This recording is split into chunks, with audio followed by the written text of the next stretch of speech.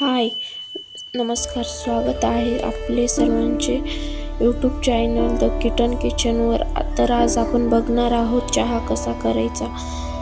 सर्वप्रथम 1 कप दूध चहाच्या भांड्यात टाकून घ्या.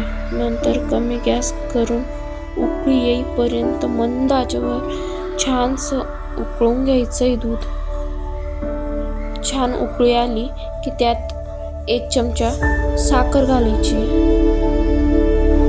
1 चमचा साखर घातली की थोडं मंद आचेवर राहू द्यायचं. त्यानंतर 1 चमचा चहा पावडर टाकली की त्यानंतर आल्याचे तुकडे ठेचून टाकायचे. आल्याचं नंतर इलायची 3-4 ठेचूनच टाकायचे. ठेचून टाकल्यावर चव छान येते. मस्त मंद आचेवरच चहा उकळून घ्यायचा. 2-3 वेळा मस्त असा चहा हलवून घेतला की ते असं छानसं मिक्स होतंय. छान एकत्र एकजीव मिक्स करून घ्यायचंय. त्यानंतर मंद आचेवर 2-3 मिनिटं चमच्याने चाळून घ्या. मस्त शिजवून घ्यायचंय चांगलं.